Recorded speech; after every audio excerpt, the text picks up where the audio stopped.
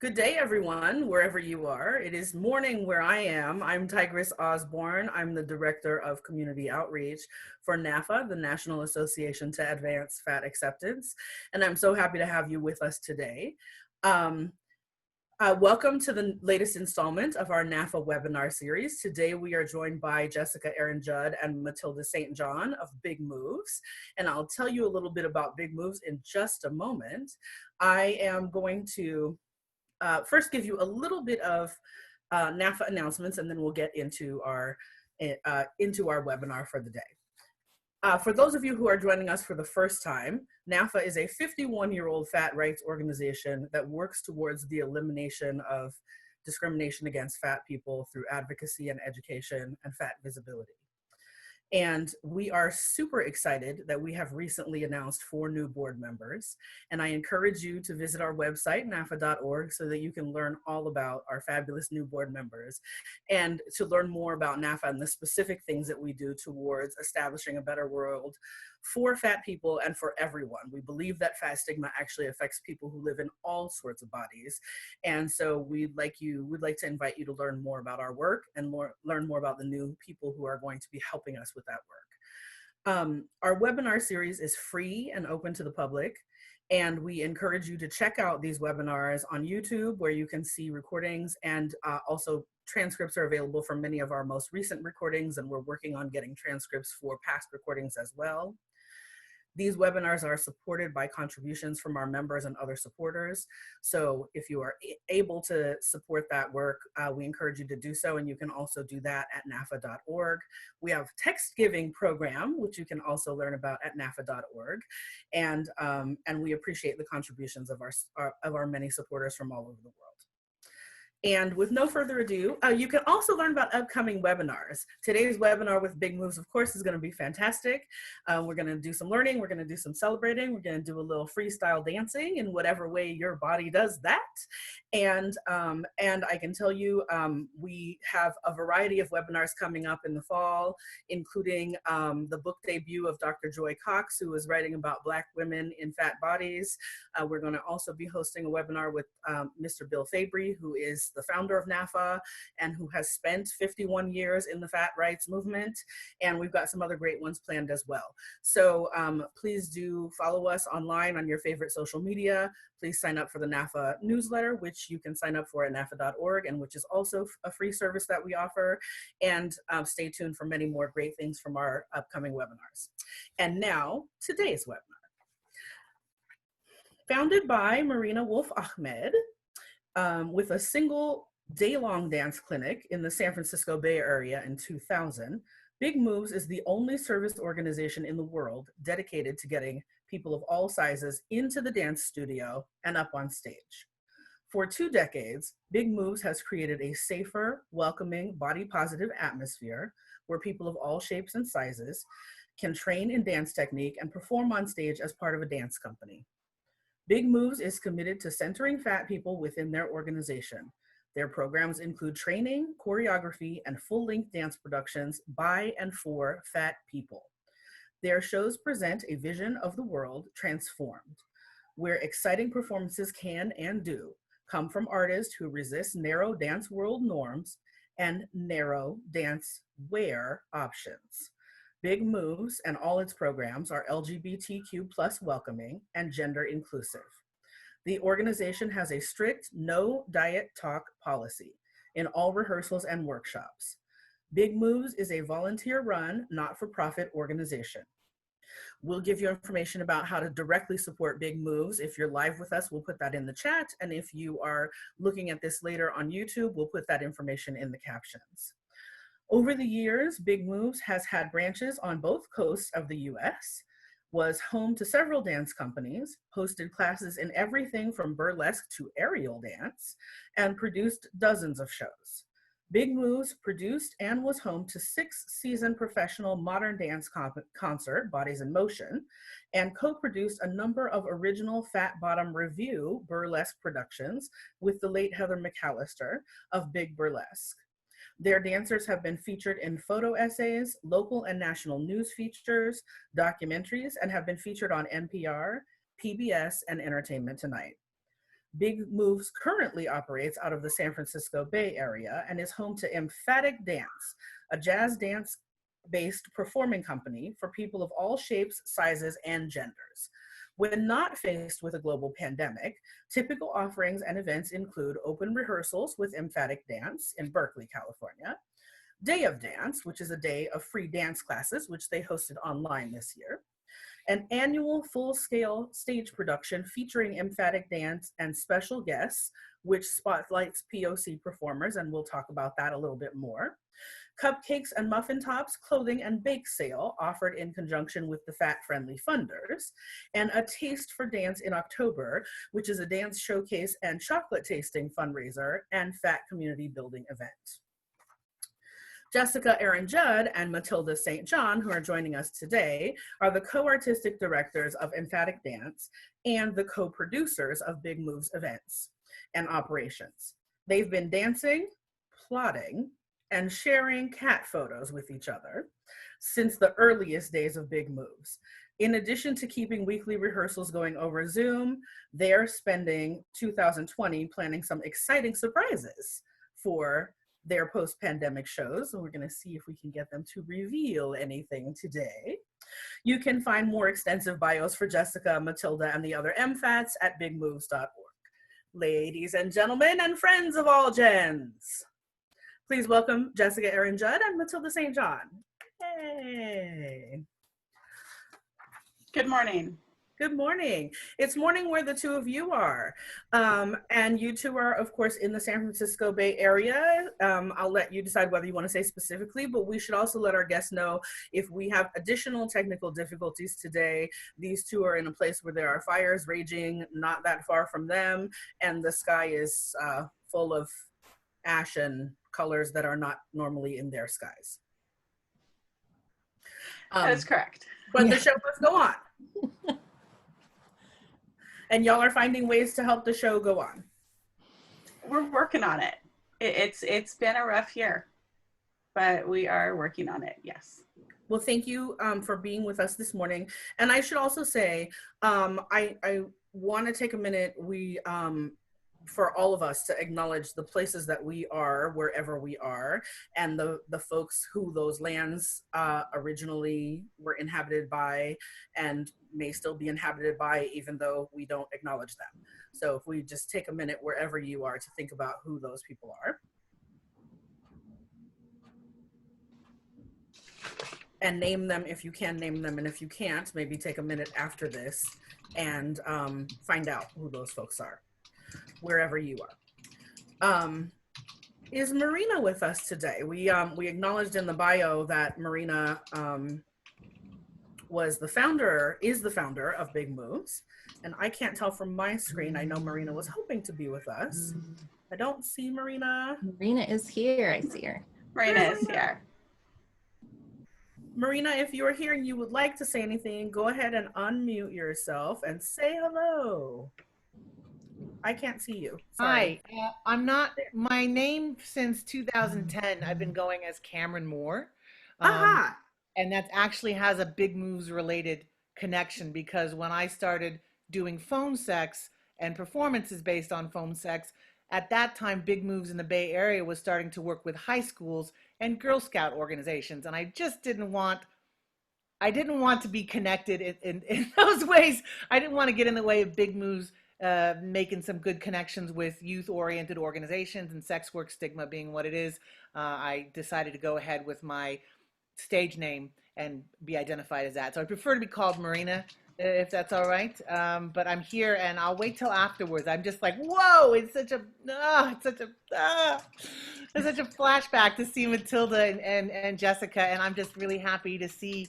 I can't believe that it's 20 years. So I'm going to sit back and just enjoy. And yeah, thank you. And you're in Berlin. I'm in Berlin. Yeah. Mm-hmm.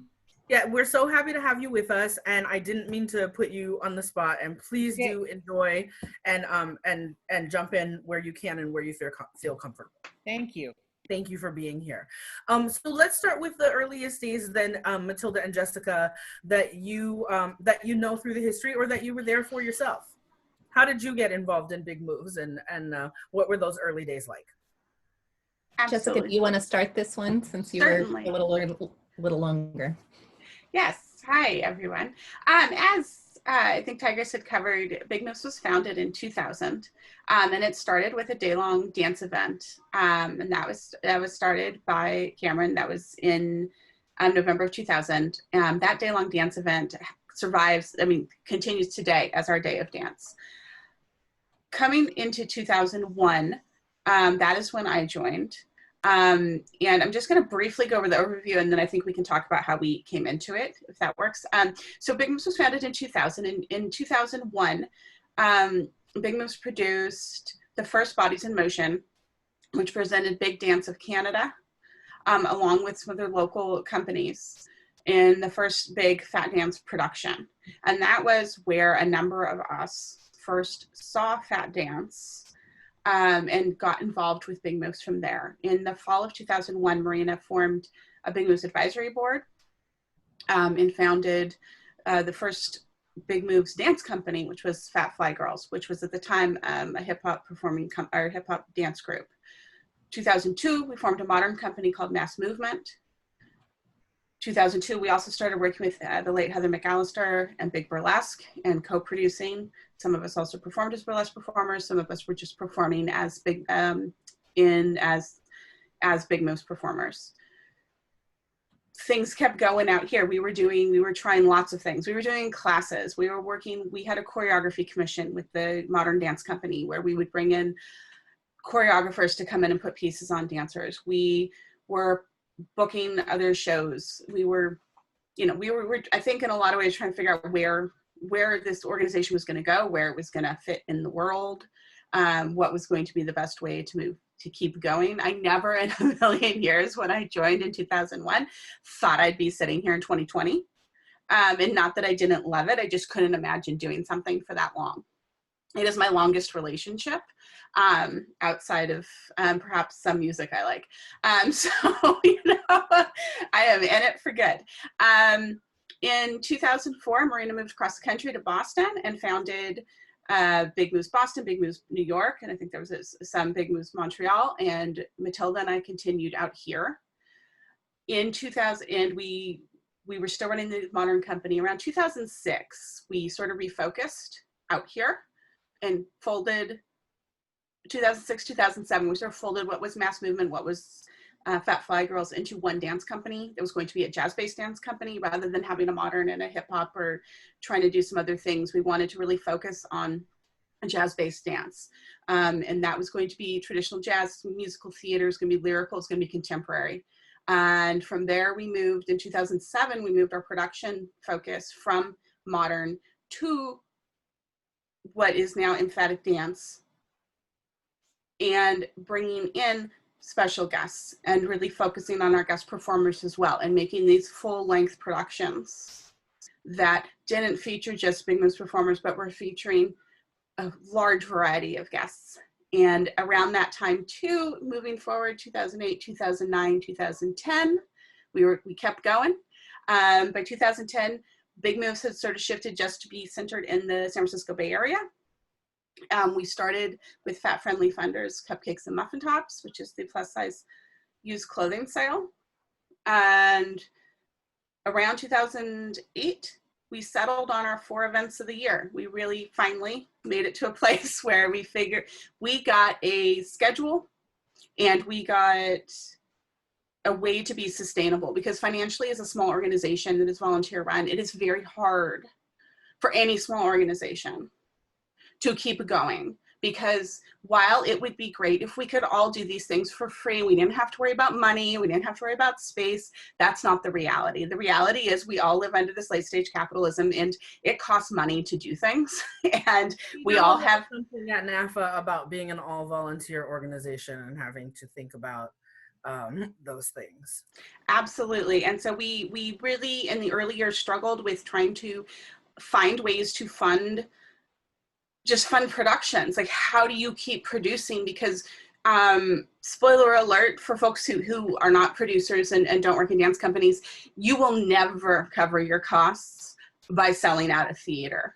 I do not care if you sell every single night. You are lucky if you can pay just for the venue. It doesn't cover the cost for everything else and for your operating expenses. Grants are hard to come by, especially if you're a part of any sort of marginalized group. I know that grantors like to say they like to fund diversity. That's part of the larger conversation. A lot of folks are not in a huge rush to give fat people money. So one of the things that Big Moves did around 2008, 2009, 2010 is we really restructured into this, what would be sustainable, this 4-event a year. And that is our Day of Dance in April, which is a free day of dance to the community as part of Bay Area Dance Week. We have Matilda and I both teach. We have guest teachers every year who are fantastic, and it is a really fun day of community. We do one big show a year. The big show, typically now it's in May, June, or July, depending on the availability, which features emFATic dance and all of our fabulous guests. Then we talked about the clothing sale, and we have our chocolate tasting in October. And that sort of has sustained us over the past decade as a way that we can be financially sustainable and also not burn out as a volunteer organization where we all have other jobs. All of our dancers, this is not their full-time job. I mean, were that to be true, that'd be great. That's not the reality.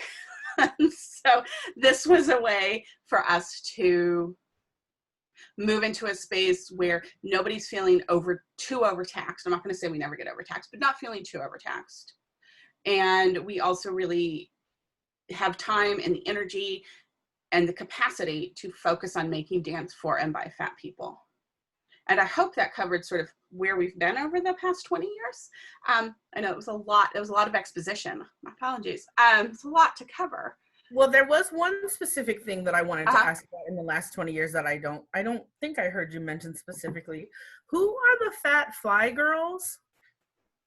And why, like in terms of why did we change the name, or? I just remember my first encounter with Big Moves included the Fat Fly Girls, and as somebody who came of age in the 90s and remembers the Fly Girls from In Living Color, I just had to ask about that from my other 90s kids out there. So if y'all could talk about that, it would do my In Living Color fan heart well. Absolutely, and I will cover that and just talk briefly how I got involved in Big Moves, and I want to turn it over to Matilda to talk more about that. Fat Fly Girls was the name of the first company, and I'm pretty sure it's Marina Cameron who named it, and it was named obviously in homage to In Living Color. We kept that name through the years. We did in 2012 decide to change our name for two reasons. One, we felt that as an organization that has, I do not want to erase the folks of color who've been involved in our organization, but as a organization that has largely been white, that we did not want to be appropriative of something. In Living Color was a Black and brown show, and the original Fly Girls were Black and brown dancers, and we did not want to appropriate that on ourselves. And we moved from doing hip-hop based dance primarily to being a jazz-based dance company, and felt that it also, Fly Girls was not necessarily gender inclusive. We did have men dance with us at the time too, but not everyone for gender was going to feel comfortable being a girl. And so we really wanted to make a number of shifts. So the shift to being emFATic dance, which we spell F-A-T with a capital, F-A-T capital D-A-N-C-E. So what you see is fat dance. So there's a little visual thing happening there.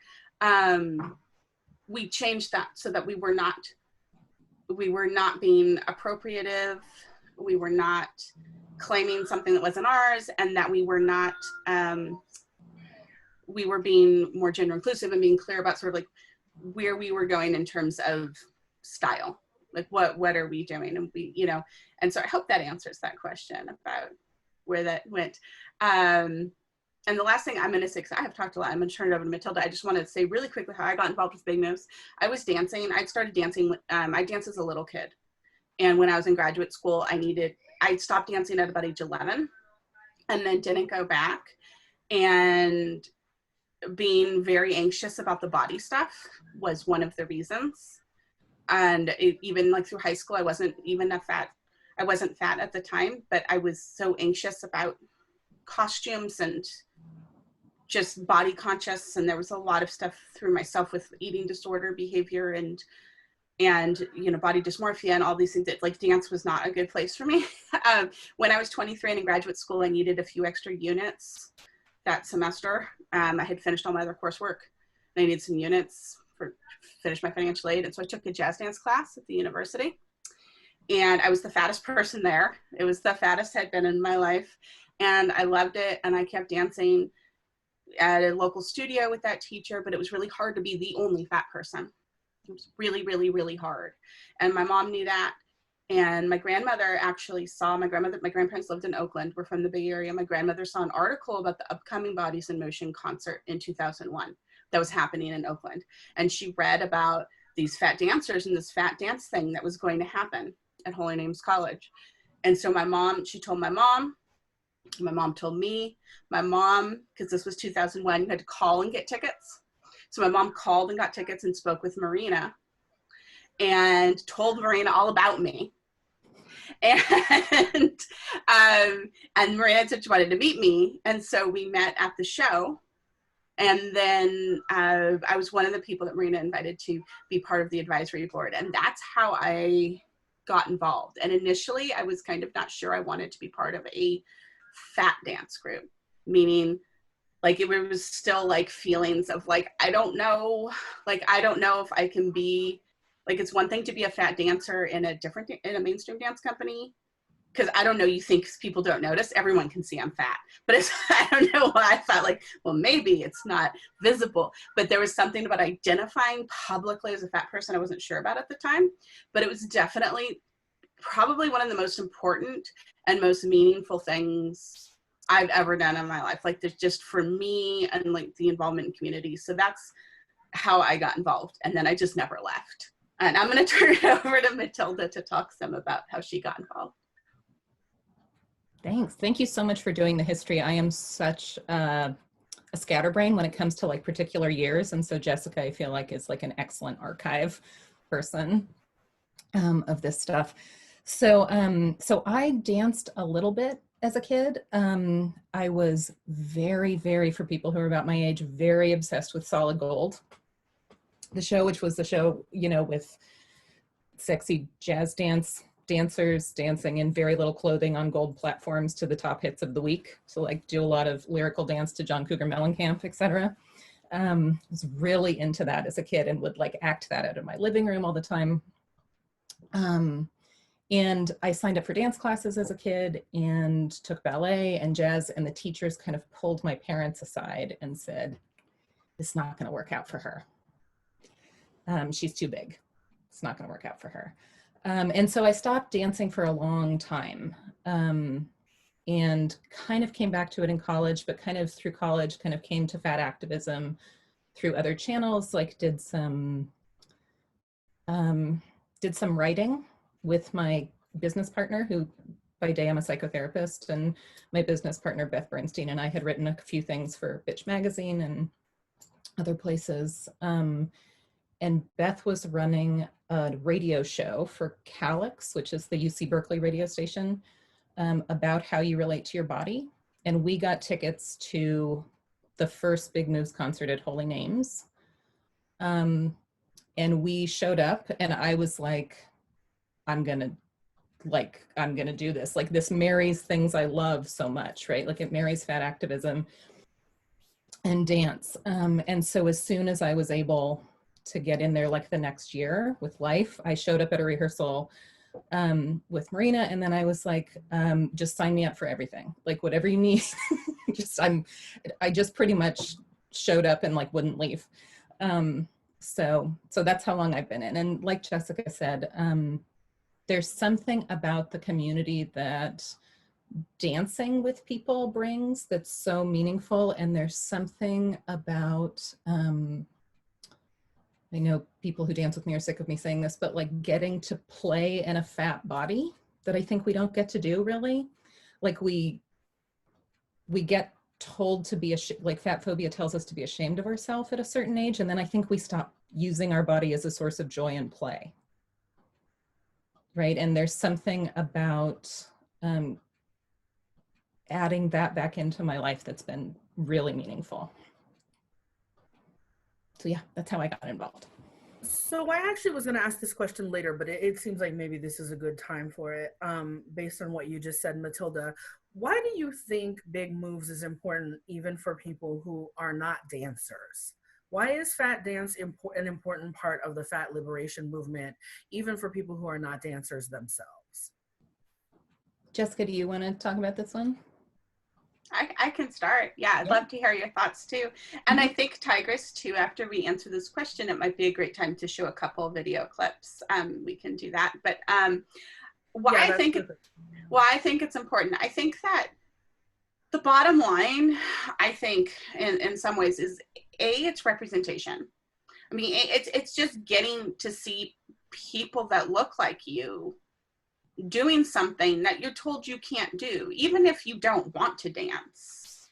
I mean, there's types of dance, say, I don't want to do, or, you know, there's other things I don't want to do. I don't want to rock climb, but like, that's awesome when, if I see a fat person doing that, because it's like, oh yeah, we can do that.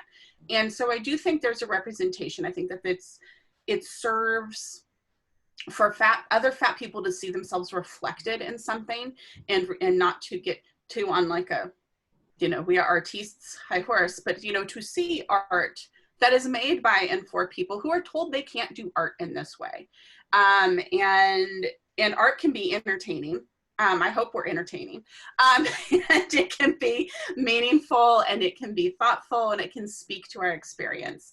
I also think it's important to see fat dancers because it helps remove fat stigma for everyone. And I hope too that it helps people who aren't fat, who haven't examined their fat phobia and haven't examined perhaps a lot of ideas they have about fat people, that maybe it makes them think a little bit, like makes it have a little bit of pause about what their misconceptions are, or what prejudices they hold, or what biases they hold.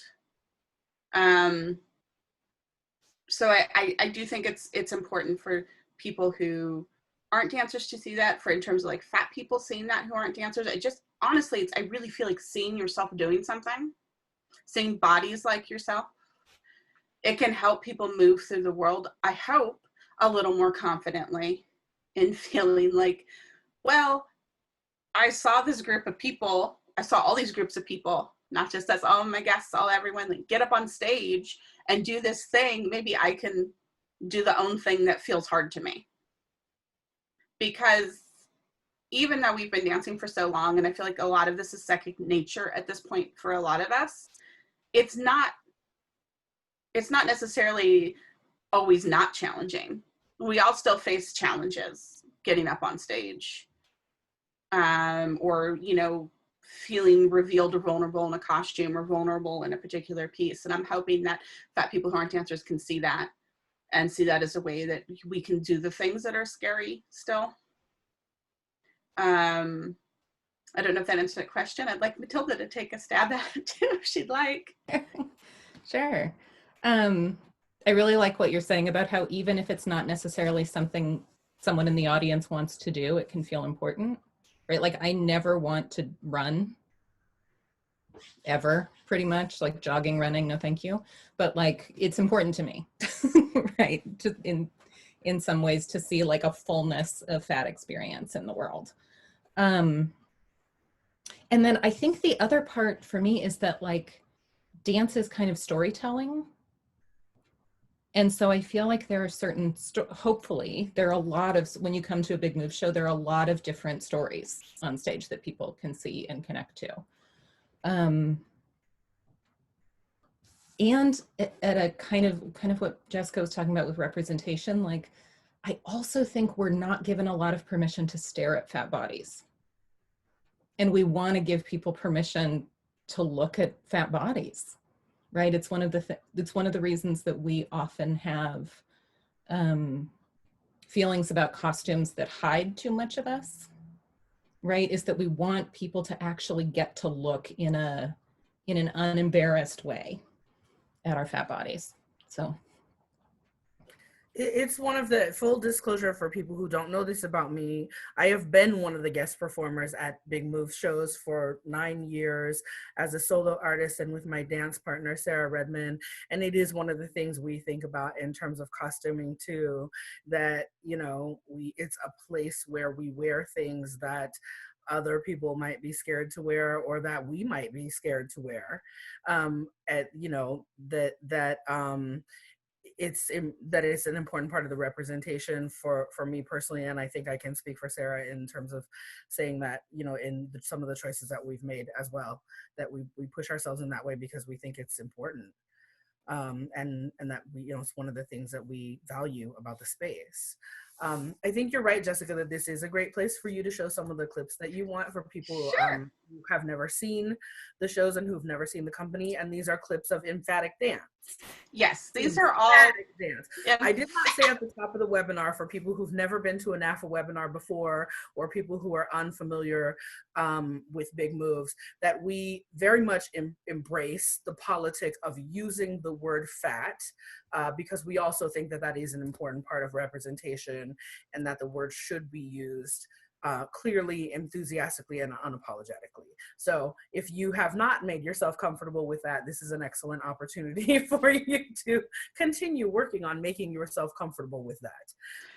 Go ahead and share your screen, absolutely. Jessica. It's an invitation. Well, I'm very glad, Matilda, too, that you touched on the storytelling, because that was actually a note I'd written down for myself. So I'm glad you got that telepathically, that we needed to talk about that, since I forgot, even though I wrote it down for myself right in front of me. So I am going to share. It'll only be a few minutes total. I'm going to share about 4 different clips. And have, I asked for grace in advance if there's something goes wrong. There are a few different stories, and one thing I'm trying to do here is, and I hope, can everyone now see us? We look like we're in red. Good. Okay. Is show you kind of the breadth of what we do, because we do a lot of different things. We do silly things, we do fun things, we do things that directly address fat politics, we do serious things, we do thoughtful things. So this is just a little snippet from 2019 from a disco medley that we did, because if you know me, you know I love disco. So this is just a real quick snippet.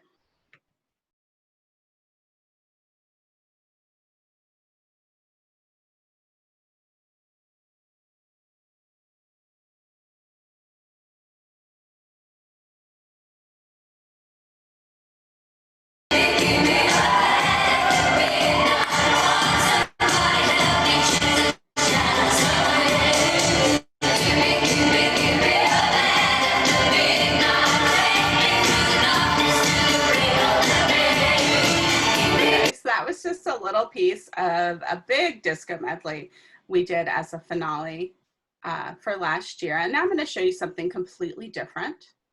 And that is a lyrical piece we did back in 2017.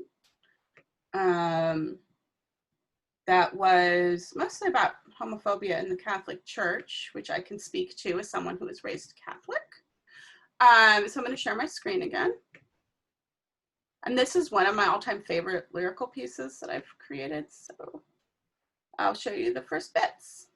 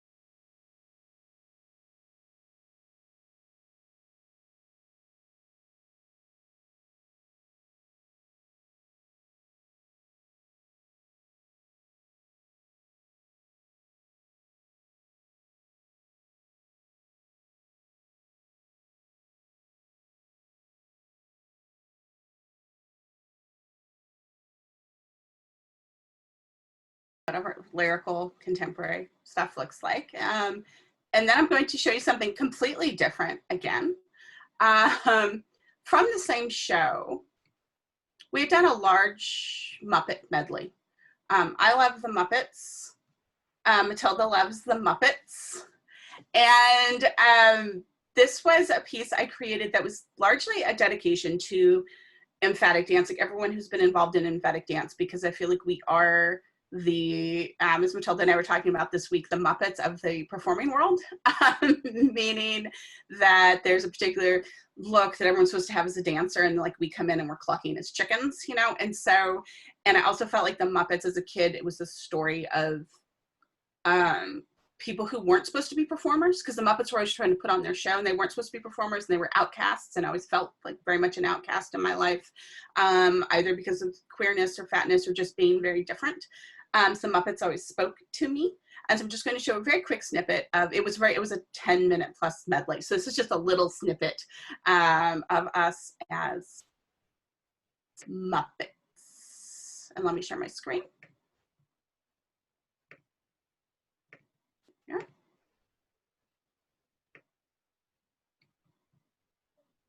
We should see Kristen and my butts. I hope that that is what's happening. Okay, good. Here we go.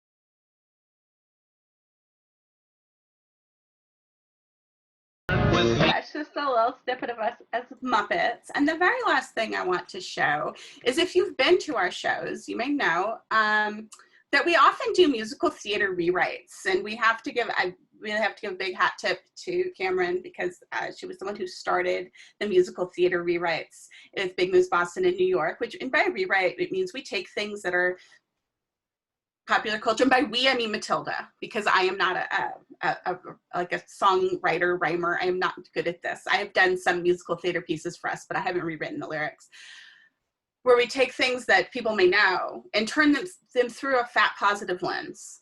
So, or we take it through a fat story. So in 2016, we did Greasier, because it's not just grease, we're greasier. And here's a little snippet of a rewrite of Worst Things I Can Do, that was sung by Rizzo in the original.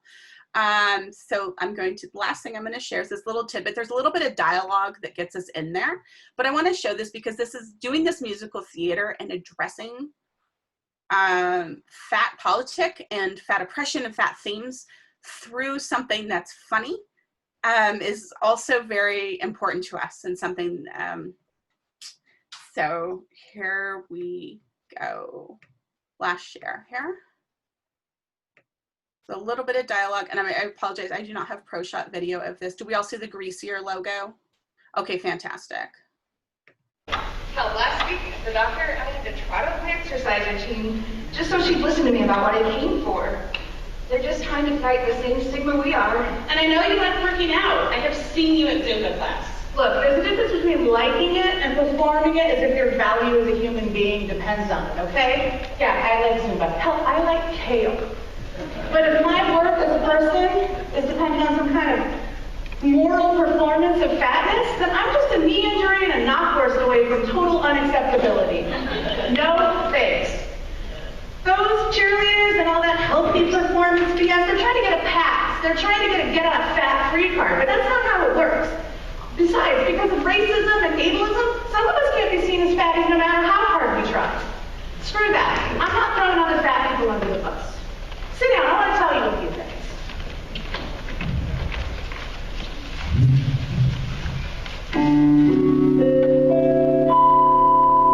There are worse things I could do than eat a piece of bread or two. Even though Jenny Craig thinks I'm willful and too big, I suppose it could be true. But there are worse things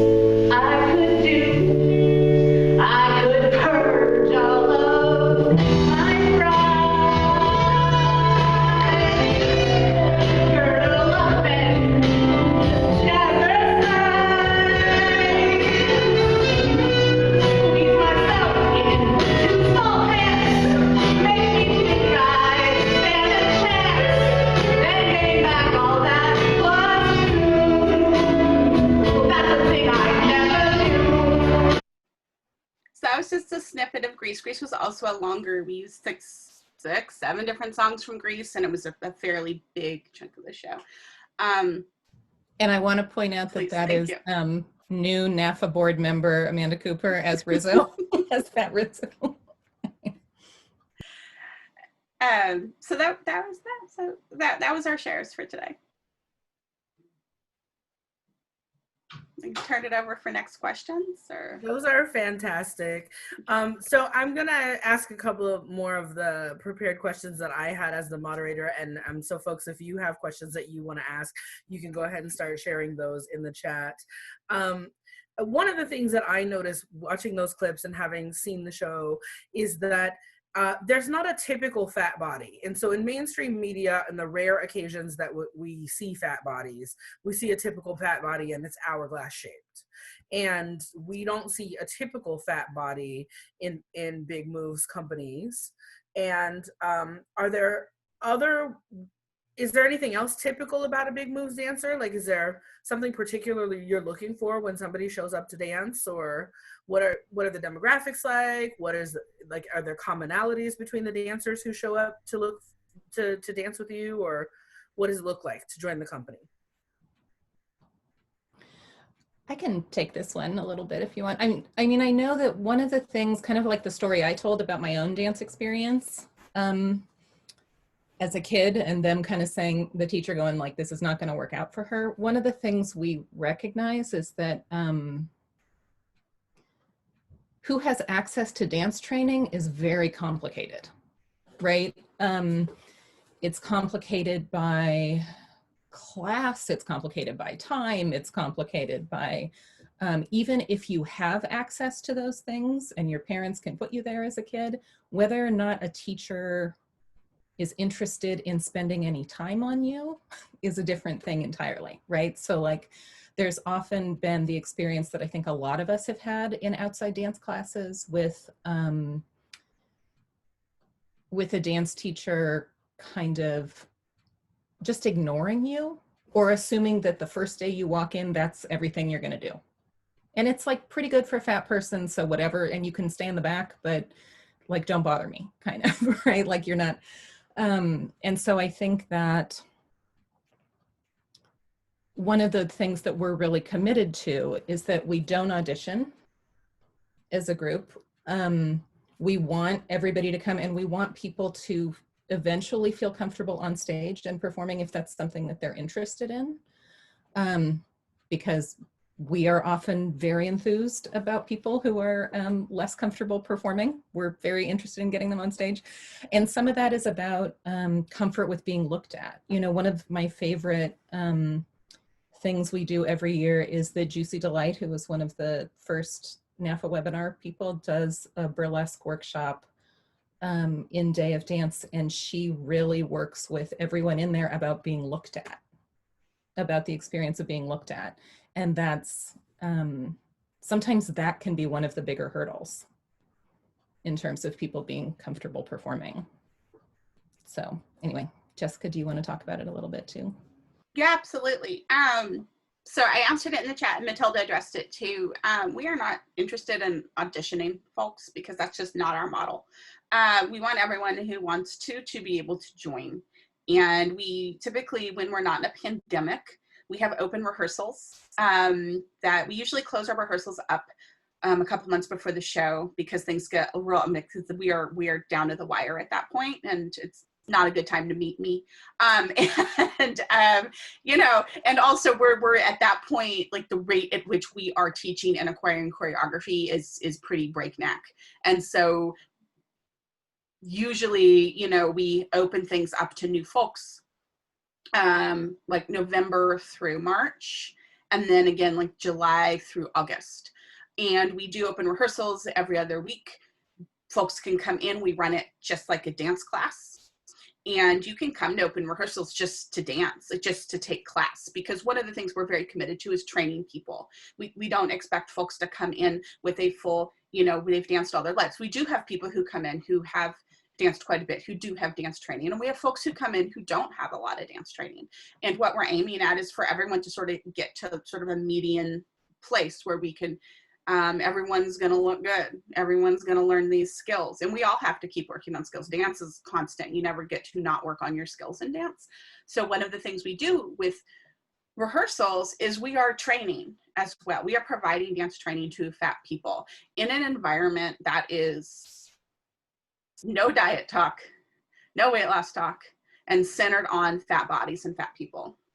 And so that is something that's very important to us with our model. And then sometimes, you know, it's working with folks to get comfortable, not just only on stage and getting looked at, but wearing dance costumes.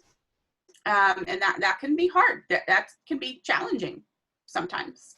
I feel like it's easier when it's a whole group of fat people on stage versus being the only fat person on stage. And we work very hard to make sure costumes are always going to fit everyone in the company. So if we choose something and it doesn't fit people for some reason, like the sizing's not right, it is not our dancer's responsibility to fix that. It is our responsibility to fix that and find another costume. And that's very important to us. And we work with folks to make sure everyone's comfortable. It doesn't mean it's not going to be challenging. But, so that's just a little bit about how that works. And to answer your question, Tigress, but like, is there a typical thing? I don't know. You know, we have right now, we have a real big span of ages in the company right now. I always joke when I joined Big Moves, I was the youngest because it was a long time ago. And now I am on the older end. We do have a dance member, I think, who could, you know, be my daughter at this point, you know. And so, you know, it's just is one of those things. It's very fascinating once you're in an organization. For me, for 19 years, that happens. But we have people from all different backgrounds who've come to it from so many different places. And I think that the one unifying factor is, I mean, you need to want to dance. You do, if you want to be a performer, want to be in performance in some way. Like that there has to be some sort of desire to do that, or I don't think it works. And otherwise, no, I mean, you need to be available to come to rehearsal and be willing to work in rehearsals. But other than that, we are a eclectic group. And you did mention when we talked about the Fat Fly Girls that at least at that time in the company that you guys were a pretty white group. And I mentioned when I read the bio that that in your invitation to guest performers that you do some spotlighting of POC performers. Can you talk to me a little bit about why that's an important part of Big Move's mission, to make sure that you put some focus on people of color as performers in the community, and what it means to be why you think have ended up being a troupe that is demographically usually kind of white, and then why you do put that focus on performers of colors in your show? Matilda, did you want to start this time? We've talked a lot. I mean, I think that's something that's really important to us, right? In terms of being a producing organization, is having stories from a wide variety of fat people, right? And having stories that people may or may not get to hear is kind of a general Big Moves mission.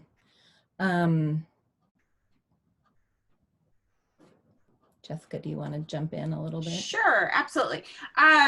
In terms of our guests, I mean, one of the things that I think if you've seen our shows, we do prioritize performers of color in terms of our guest artists, which means the slots are going to go to performers of color first. And we try to keep reaching out to performers we have worked with, Tigress, Ifashina, a number of folks that we've worked with repeatedly, we're going to keep inviting back. And I hope you would love to come back.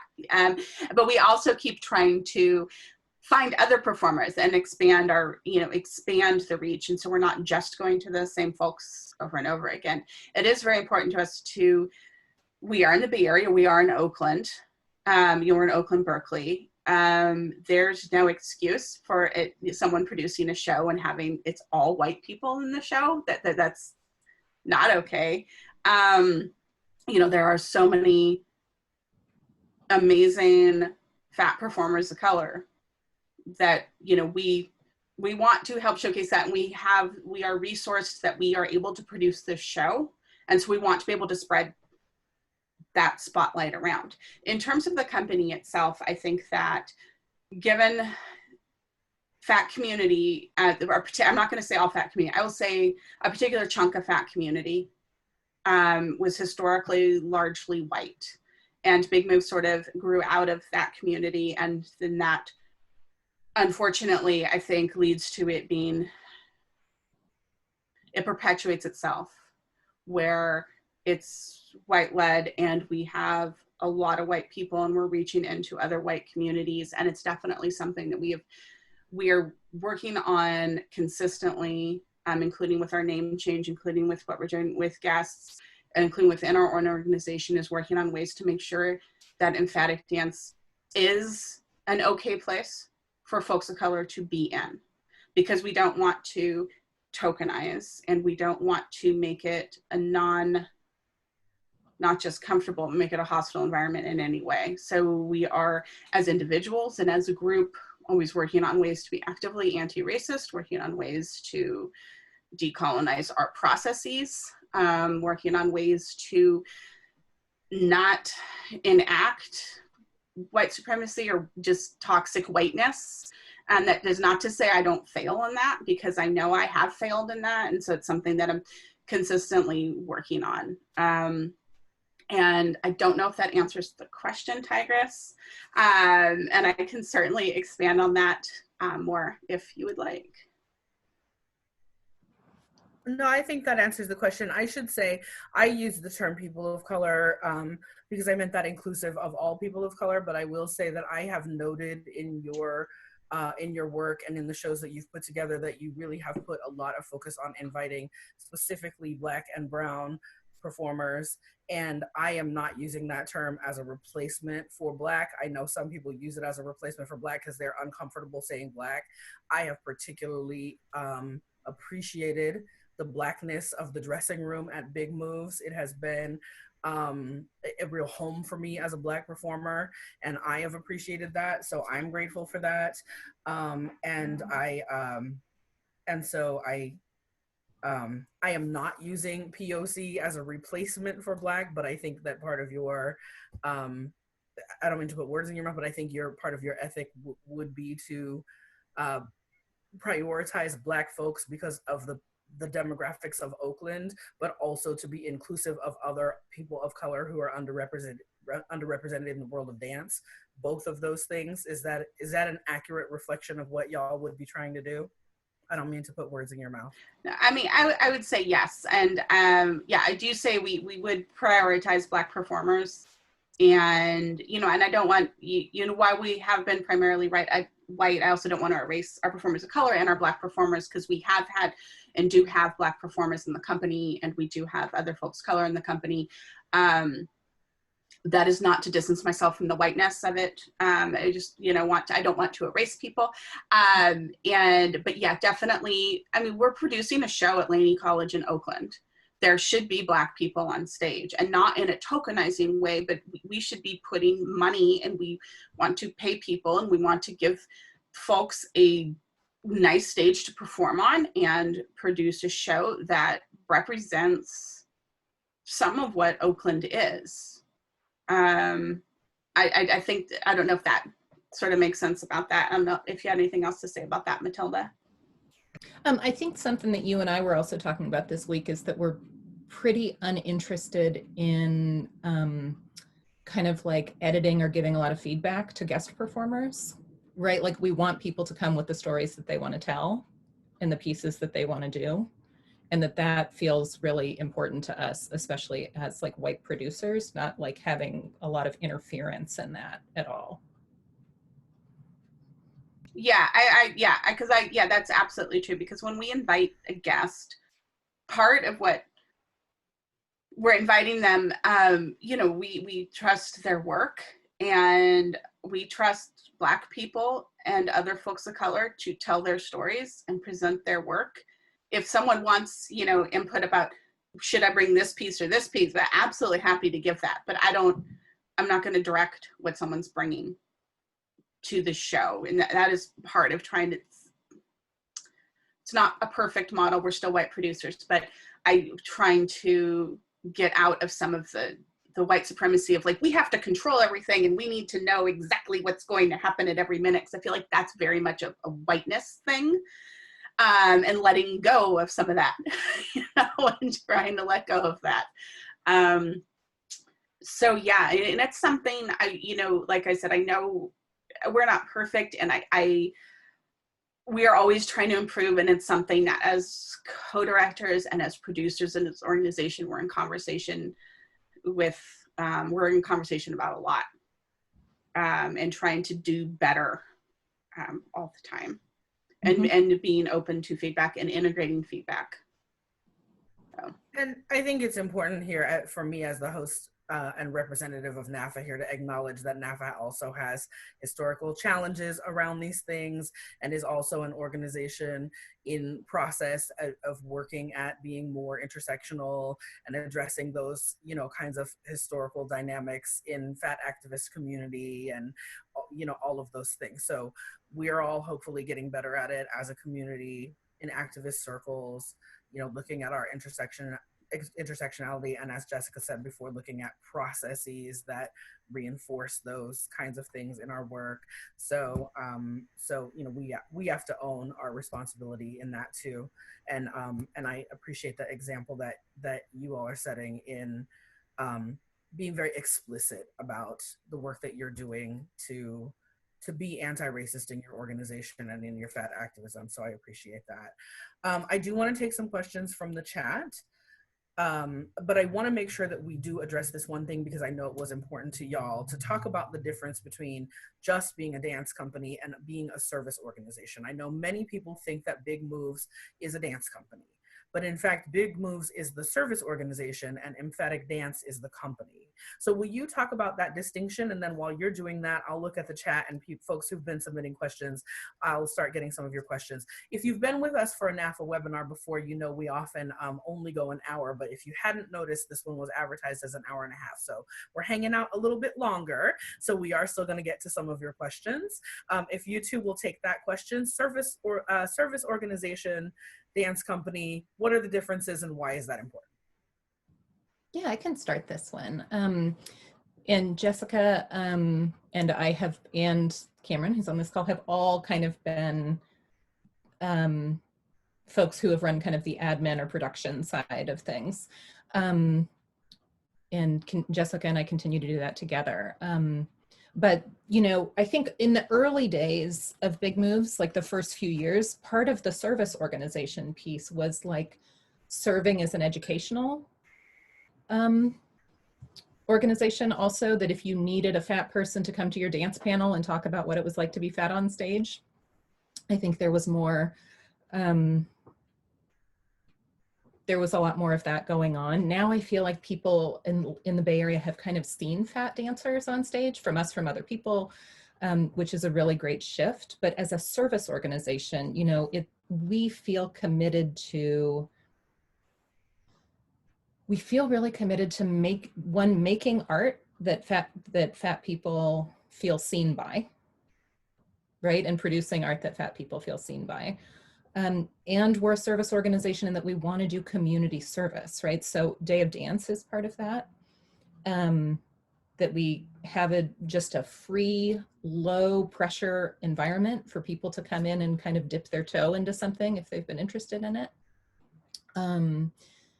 And Cupcakes and Muffin Tops, which we started with fat-friendly funders. That has also, even though it's kind of our biggest fundraiser of the year, it's also something that we consider part of the service, because it is one of the cheapest places in the Bay Area to come get clothes for fat people in ways that, you know, at a price that's like super reasonable. And that has always been a focus of that event. And I think I can speak for all of us and fat-friendly funders when we said we really want to keep that to be like a fat fellowship event where people have a lot of joy and fellowship. So, so it's really important to us to keep all of that affordable and easy, and trying to make to onboard feedback and take in, making that more focused on like super fat folks and their comfort all the time, right? Like having hours, like an hour ahead of time where people can come in and shop a little bit more comfortably. And also really putting a focus on making sure that we have, right, because so many fat swaps or clothing sales have a lot in the XL to 1X range, XL to 2X range, and not a lot at 4X and up. And so we're really always renewing our efforts to make sure that that people have a big selection there too. So Jessica, do you want to talk a little bit more about service? Sure. So yeah, as a service organization, part of what we're doing is, like I said, we do those 4 events a year, and there are other shows that emFATic Dance may or may not get booked into, or that we may or may not do. We typically do, if there's something for our home studio, the Beat in Berkeley, there's typically a annual show with them that we participate in. Sometimes we do a choreographer showcase somewhere. You know, it depends. But yeah, as a service organization, the focus is on producing these events that are, it's hosting the dance company. It's having emFATic Dance. emFATic Dance is the resident dance company of Big Moves, and Big Moves is the organization that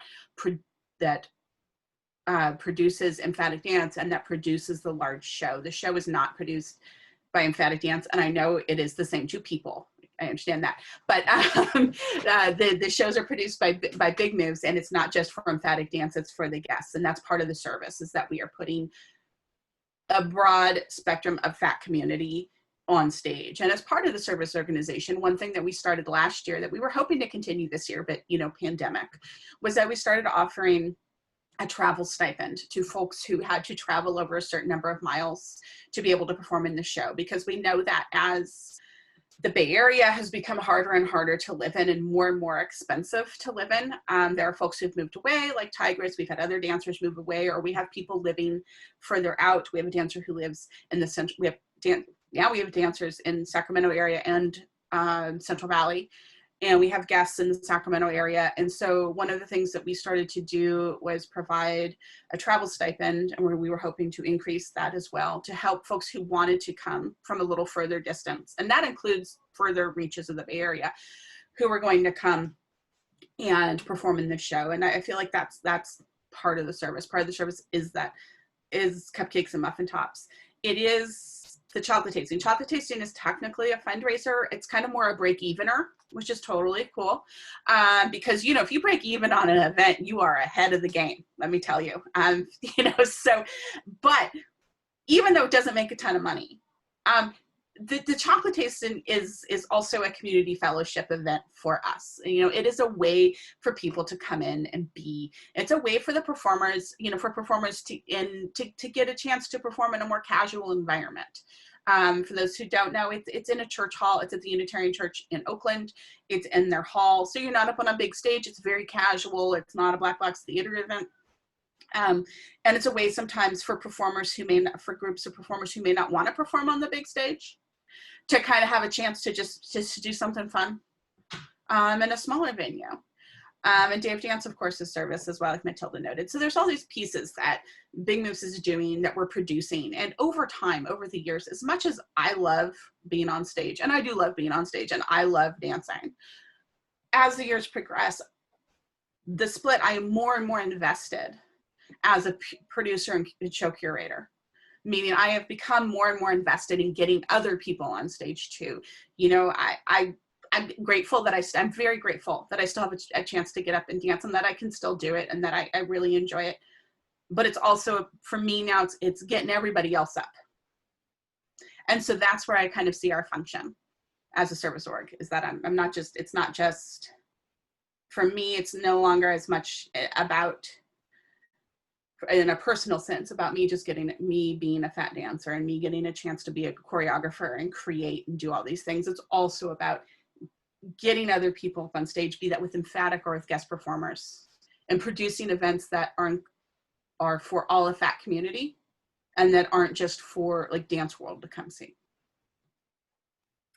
One of the things I've always appreciated about Big Moves events is the clarity of accessibility notes that are made available to the community so that people know what I have learned so much from Big Moves in that way about how you communicate, what people need to know about what the parking is like, what getting into the venue is like, what the space is like for people navigating that space, what the chairs are like, what the size of the chairs are like, what the route to accessible seating is like, all of what the bathroom situation is like, all of those very necessary things for people, what will be available in terms of interpretation, like all of the things that many of us don't think about.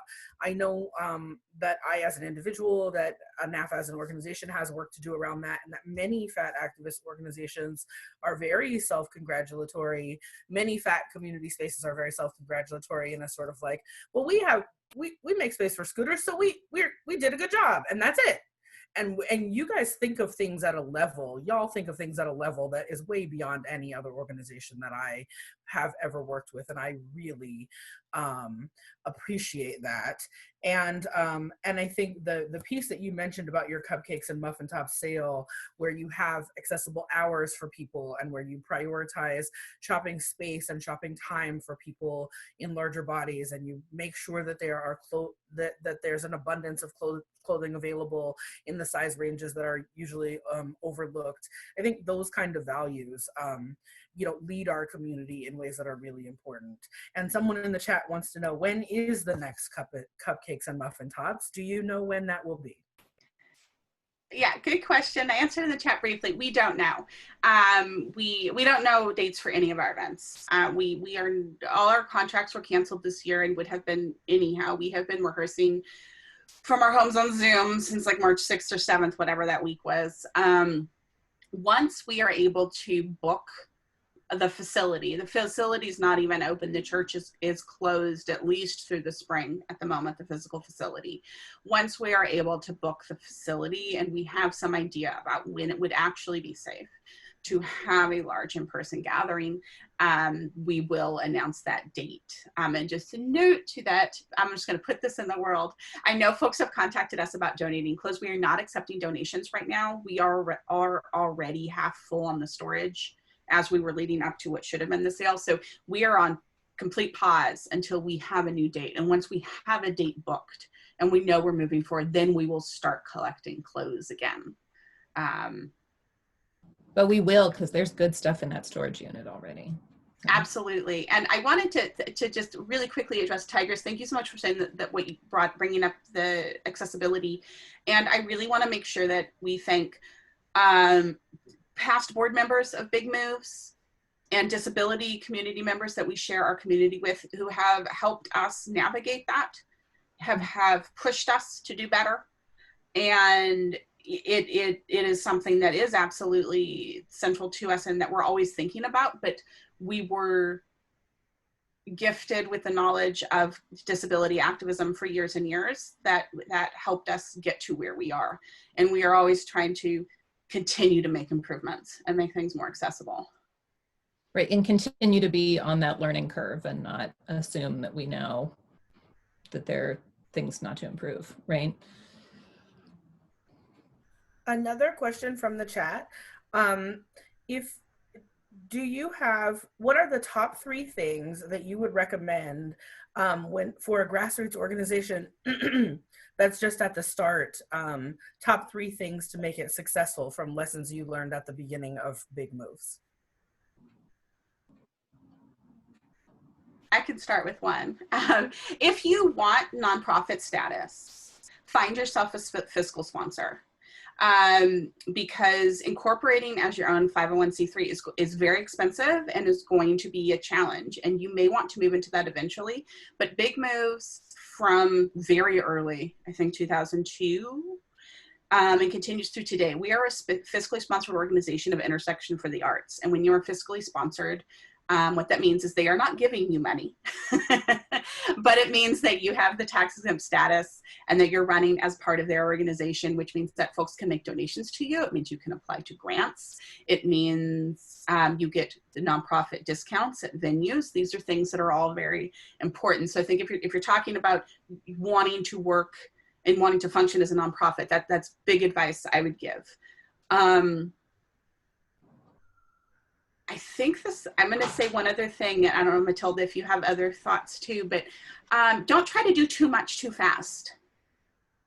I think that's where small organizations often burn out, because when you start and you're enthusiastic, you're like, we are going to do everything. And like, I get it. And sometimes I even feel like that now, even, you know, almost 20 years in, I'm like, we are going to do all the things. And doing all the things ends up spreading folks too thin. It leads to a lot of volunteer burnout. It leads to burnout if you're the person running it. And so sometimes narrowing down and figuring out like what is a feasible thing, and finding a way and thinking about, can you sustain this? If you cannot do this, if you don't get paid, then you need to figure out how you can get paid for it. Like if it's not feasible for you to do things and not take a salary or not take some sort of payment, then that's something you want to think about initially. And this is the piece that like no one ever wants to talk about, I feel like. It's kind of like, oh, you know, why would you want to get paid? You're doing these things. And I don't want to be clear, we don't get paid, and that's a model we've been able to sustain. That's not necessarily sustainable for everyone. And so I think that's one thing to think about. Matilda, did you have any other? It's funny, your second one was going to be mine too, but which is don't try to do too much, or don't try to do it all yourself, which is has been a hard lesson for me to learn too. I guess this is what we get when you interview people who've been in here for 20 years. You get the like, don't burn yourself out answer.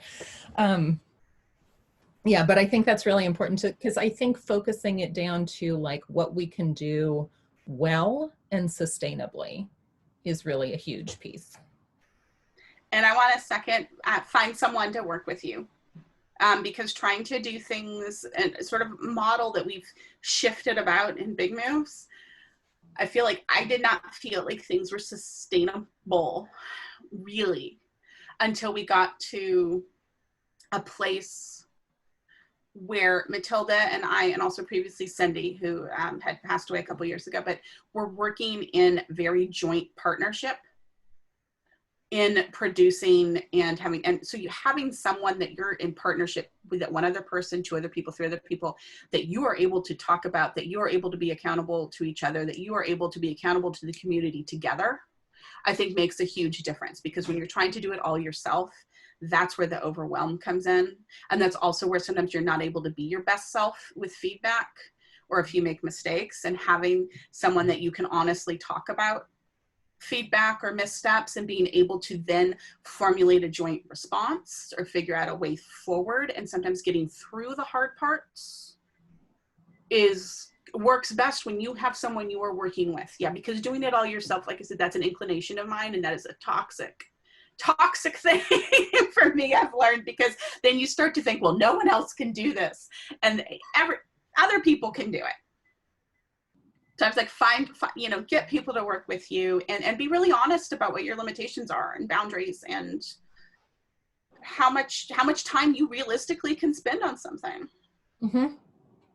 I know our joke at Big Moves is that I knew when I kind of stepped into leadership at Big Moves that I am not good at certain things, so I always needed partners to work with. And so our joke is that we have like an Ernie and Bert thing. Like, I am not great at details, right? Like, I need I'm good at like de-escalation, things like that, but in terms of like knowing what year something happened, I have no idea.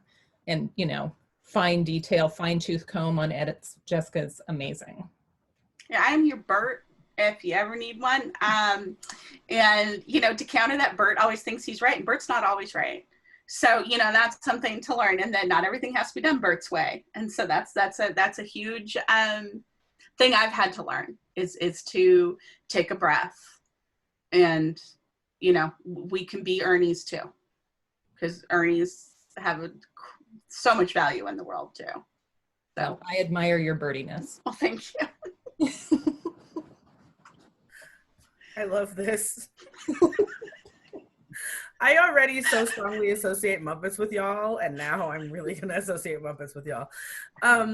I'm gonna ask a couple more questions that are already in the chat. I'm not gonna take more than the ones that are already there, and then we're gonna have a toast. So if you need to get together a little something to drink, folks, get your glasses ready. We're gonna have a toast to 20 years, and then we're going to do a little dance. Do you have any plans to have Big Moves expand to other parts of the country? You know, this is a question we get a lot, and we don't at this point have any plans to do that, kind of going with the kind of sustainability thing that we've talked about in terms of what we feel like we can reasonably track and kind of have in our lives. That's kind of where we've settled, is that we're a Bay Area group, although right now with Zoom, it does open things up a little bit. It's so exciting to like have Cameron dial in from Berlin here, right? And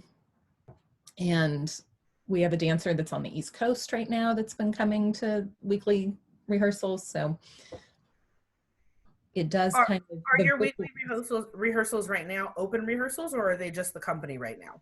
They're just the company right now, although we are looking at some different ways to do some one-offs or open rehearsals again. And you may all get like a little survey about that if you're on our mailing list. Like, what do you need in this pandemic? Do you need some like really intense hip and shoulder stretches because you're sitting all day? Those kinds of things. So. And if we want to find out when those things happen, should we just be following you on social media, or do we get on a newsletter list, or what's the best way to know if you do things that are available to those of us in other parts of the country? I'd say both.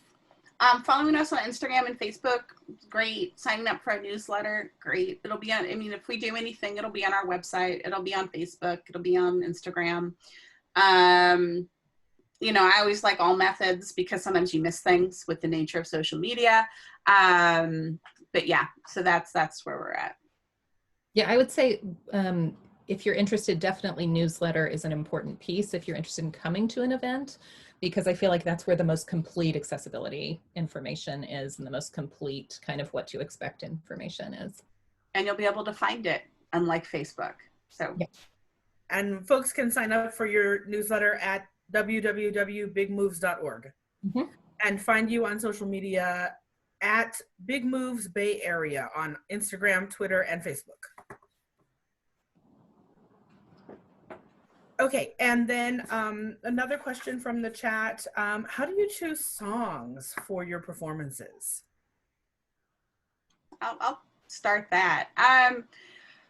You know, and this is like, it speaks to like the artistic direction of what we're doing. I'm always thinking about stuff I want to set a piece to. So it's music I'm listening to, it's music I hear on the radio, it's music I'm just poking around with. And then when Matilda and I sit down to plan the show, we know typically we are going to put in something related to FATpolitic, typically. And in a more explicit way, and that often is going to be a musical theater piece, and that's often going to be Matilda, and she and I will discuss sort of ideas that we have about that and how it's going to materialize, and we sort of move from there with that. We know that we're going to have at least one lyrical piece, so one of us or both of us are bringing to the table, like, I had this idea about I want to do this and this. We know we want to have something jazzy and fun, you know? And so in terms of that, I don't know if this answers the question, but we're always kind of thinking along the lines of, we're kind of filling thematic spots from emFATic in the show. And then from there, it's thinking about, what do we want to create right now? What's new? And then sometimes, because we've been doing this for so long, we will often bring back one piece from a previous, at least 4 or 5 years ago.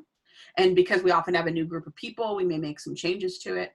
In terms of like how the songs are initially chosen, I think that's just sort of like artistic inspiration. It's just listening to something. The Muppets came about because we needed a finale piece that year, and we hadn't really settled on what we were going to do. And I was just sort of thinking about it, and I was doing laundry. And for some reason, was like some stuff on top of my dryer, and one of the things was a CD I had purchased of the Muppets. It was a Muppet Show and the original movie songs that I had just purchased a few months ago and forgot about, and it was sitting there, and it was just like I had this moment of like, that's what we're gonna do. And then if we decide to do something like a medley, which has been, or using multiple songs like with Grease or Little Shop of Horrors or Muppets or Disco, then it's a process. Or Prince, when Matilda did the homage, did the big Fat Rain piece.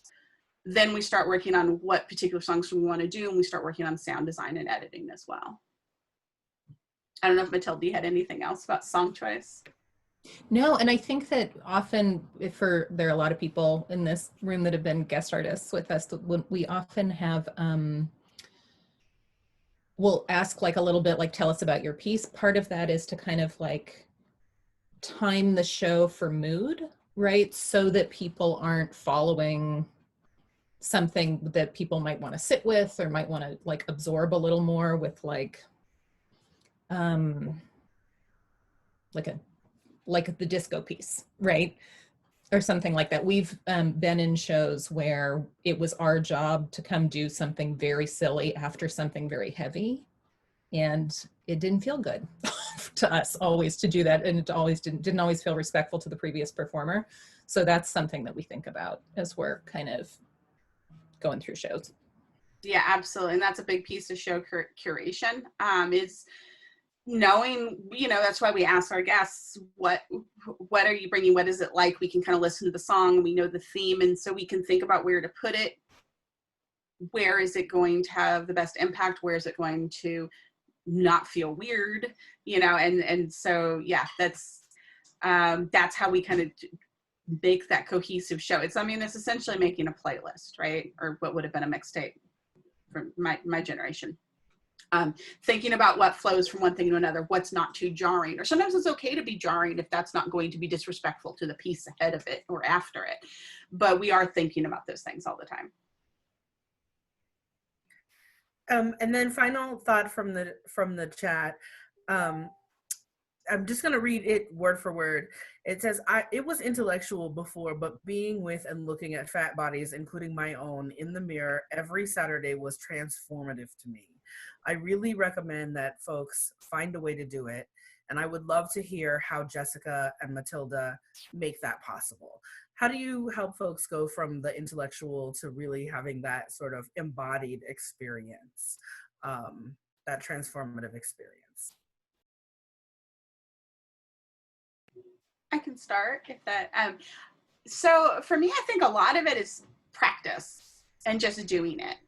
One of the best pieces of advice I got as a dancer, and this was not from a fat instructor or necessarily even fat positive instructor, and it wasn't a fat positive environment, but he was very insistent that people learned what they looked like in the mirror. That you had to look at yourself in the mirror and you needed to know what you looked like doing things. So that's the only way you're going to improve. You need to be able to see it. And this is also why I encourage folks to watch themselves on video. And I know sometimes it can be like, oh, there's like that feeling about it. You know what? You keep watching it, keep watching it. You don't need to perseverate on the mistakes or what you think are missteps. You got to get used to looking at what you're doing, and also things that you can improve on technically. But in terms of just getting used to what you look like, I think it's just doing it and doing it in an environment where we are not asking you to make negative evaluations about yourself. We are not allowing folks to bring those negative evaluations into the space out loud. It's okay to have the thought, acknowledge it, and let it go. Like, have the thought. If you have the thought, if you have a negative thought about your body, like, have the thought and just let it go by. We don't need to say it out loud. We can, and then us being, I think part of it is also creating an environment where we're positive about the way folks' bodies look, and having a place where their bodies are celebrated, and that we can just, even though it's not always comfortable, that we can model that behavior as well. We can model being in the mirror. We can model wearing regular dance clothes that show your body and your shape. I did the same dance instructor. There was a dress code, and you had to have form-fitting clothing. We don't have that dress code. I encourage people to have clothing they can see their bodies in. So that's sort of how we've done that. Matilda, do you have anything to add about that?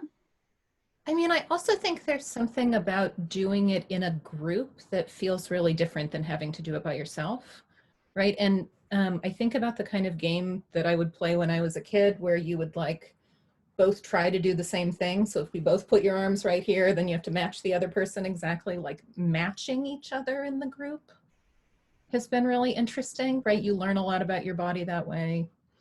And then the other thing I think about is I think that we just we do and don't take our bodies very seriously in our group. Like there's a member who's not here, Minda, who just like, if you turn your back on her, she will just start having the best time in her body. She'll just start playing the drums on her stomach, and she'll, you know, start rolling something somewhere. Like, I just feel like there's a lot of that in our rehearsals that that really transforms how people experience their own bodies.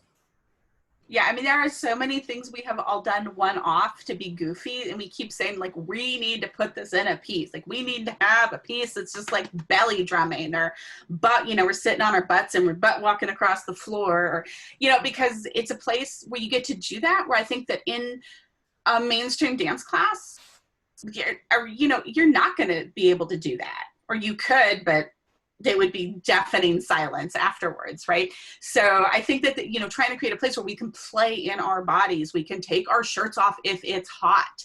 You know, you can roll your shirt up, or you can, it's okay to sweat and be out of breath. You don't have to feel like you are, you know, you have to prove you're the superhuman fat person who never sweats or gets out of breath when doing cardiovascular activity. You know, it's okay. It's okay to be tired. It's okay to do all those things and we live in a human body, and they sweat, and you get out of breath. We're also very like groaning and complaining positive in our class, which is nice. The other thing I'll say is you can see that sometimes like people start to like develop relationships of movement with each other. And so this is actually how Minda and Veronica, this is how the Alice in Wonderland piece that I did last year, this is how that developed, because Veronica and Minda always kind of play with each other in like stretching and rehearsal. And so we ended up with like a Tweedledee and Tweedledum kind of thing for them that was super fun.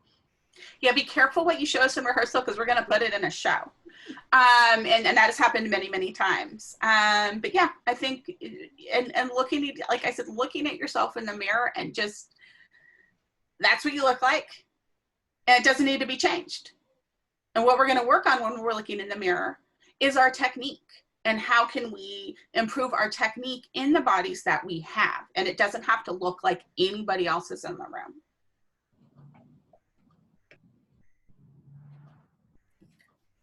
So we're going to have a toast to 20 years of Big Moves. If you would like to be on camera, we are going to change the recording from speaker view to everyone who's here view.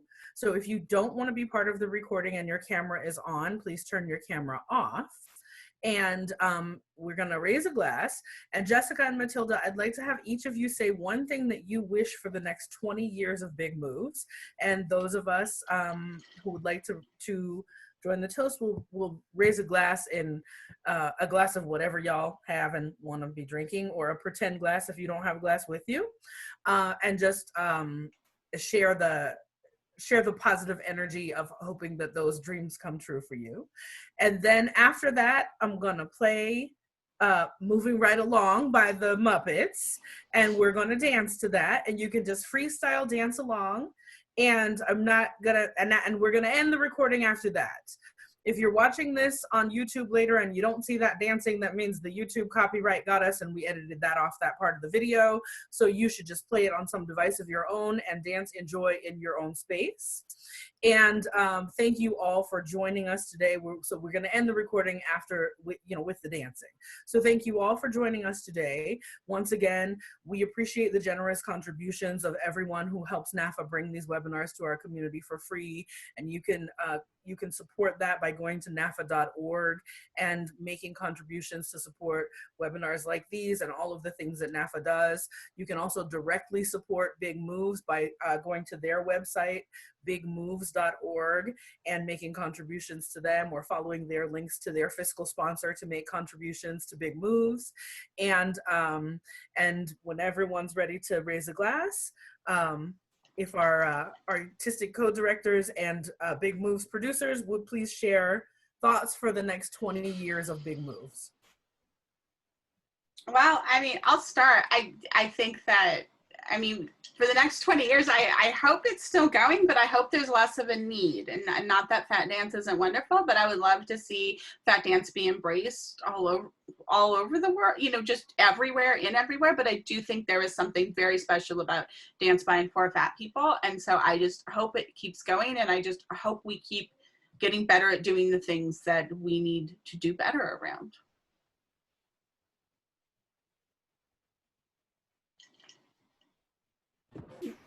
And I think for me, seeing those videos really made me realize how much I miss being in person with people. I get hit by that every so often in 2020.